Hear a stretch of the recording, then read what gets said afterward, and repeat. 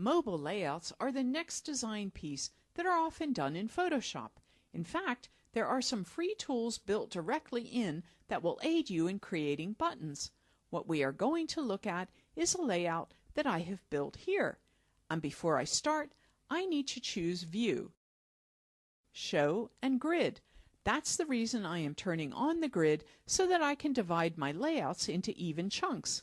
When you are looking for inspiration, or when you are deciding how to design an app, go to your favorite apps and figure out how they work.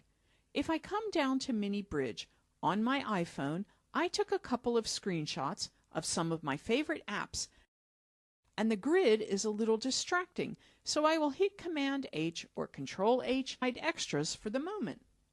Here is the bottom navigation from Meetup.com's app. Here is the bottom navigation, and I will hit Command H or Control H to hide the grid again. This is the bottom navigation from GoDaddy.com, which I use for my email. When you do your layouts, you want to decide, are you going to have 2 buttons along the bottom 3, 4? You really don't want to go much past 4 or 5 because it starts to get too busy. And I even know companies today that are starting to design for mobile first. Mobile forces the client to pick what is most important, what your customer cannot live without. Once that's decided upon, you can build your app, then your entire website can grow out from there. But we all know if you have a mobile or tablet device, which apps are designed well and are easy to navigate, and which ones we just bail on and jump out to their website because we can't find what you are looking for. So having said all of that, I will come back to this beginning document and I am going to change my preferences. Now in Windows, your preferences are all under the Edit menu. On the Mac, they are under Photoshop Preferences, and in this case I want Guides, Grid, and Slices.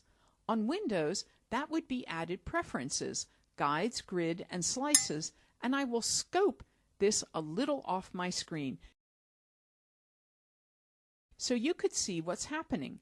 Instead of a grid line, every one in the wheel to 25%.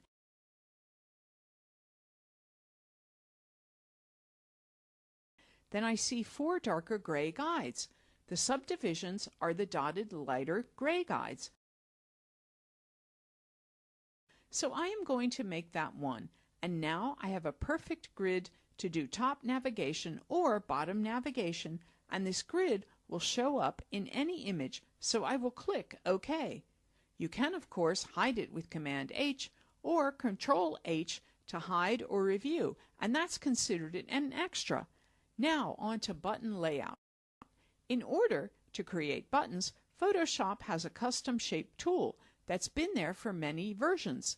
In fact, they are now called vector layers, but they were introduced a few versions ago. Once I go to the Custom Shape tool, I can see on my options bar across the top the shape that I would like to select, and you may say, oh, there is only a few here. So, if you want to email a friend your dinner choice, I could choose the envelope. I could come down to the grid and click and drag, holding down Shift if I want to keep it proportional. In this case, the fill is black on black.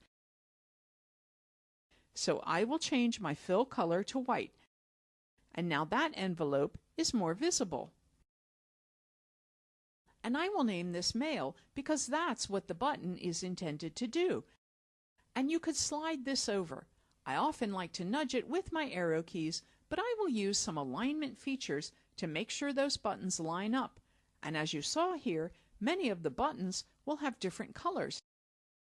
So this would be your overstates or the area that's selected. In fact, I didn't think about this until recently, but on a phone or tablet device, you don't really haven't overstate. You're not using a mouse. With your finger, you point and touch, but there is no hover for it to read. So rollovers in web design are going away, or the way of the dodo bird. Not completely. Some people are still deciding to write in a good web experience, and the same in their app. But most people know today what areas are hotspots, and if you touch them with your finger or click them with your mouse, but it's going to go somewhere. This will just give them an indication that they are currently at home. But let's come back to the buttons. So if you look at the Custom Shape tool, this may seem like a small amount of choices. However, I can hit this panel menu, and instead of choosing one or two groups at a time, I can choose all. And I always remember append adds this to the end. So I can click append and get a large listing of the built-in shapes that come with Photoshop. So in this fictitious app that I have built, Feed Me Theory, we have a few ideas that we are going to incorporate into it. One would be email your friend, your dinner choice. Some others are maybe you want a treat for your dog or cat, so you could select the dog button. Hold down Shift and drag until you are happy with the scale. These aren't exactly a 100% ratio, so you would use your best judgment here.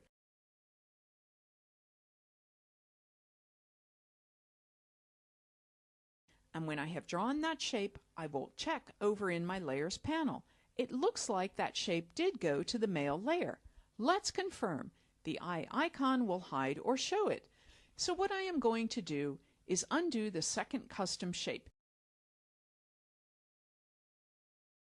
and build a new layer named Dog. Now I am still on the dog shape, and I will Shift drag to place that dog. It defaults back to the black fill. So I will switch that to white, and now I know I have that on the dog layer. You could see how I would proceed with this, but let's just do two others quickly so we have a cat that we are going to feed. And before I draw the shape, layer, new layer, cat, I will Shift drag to make a roughly proportional. I will change the fill color to white, and I will finish off with another creature. You could look to the list. In fact, another idea here is your Feed Meals series when Feed Me Theory suggests what you should have for dinner. So I will go to the heart layer, new layer, named this favorites, and Shift drag. If you don't hold down Shift, it doesn't keep it in proportion. So if I undo, you may get a wide heart as an example. I usually like to shift and try to keep in proportion. I will make this color white. And now with the 4 of these created, I can Shift click to select them all. And through my Move tool, I can align all the top edges, which in this case, because they are different shapes, doesn't look that good. So I will choose to align their vertical centers. Here, align vertical centers, and then I could use my arrow key to nudge them all up or down until they fit. You will have some spacing and scaling to do until you are completely happy, but the last thing I will do is proportionately distance feeds. So if I mouse over, I can distribute the horizontal centers.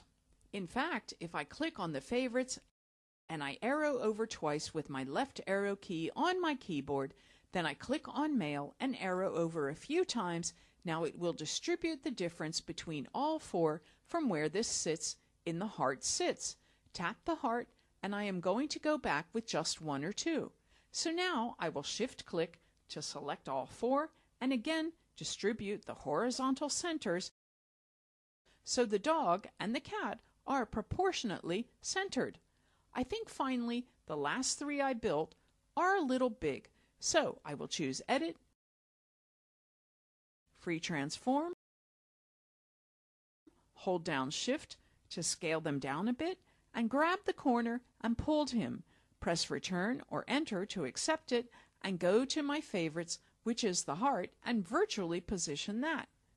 There are a few other tricks for this. Sometimes I will build a rectangle to my grid line, and then align the shape so that's also good for the active part of the app you are on. As you can see, it can be ghosted or dimmed to let you know you are there.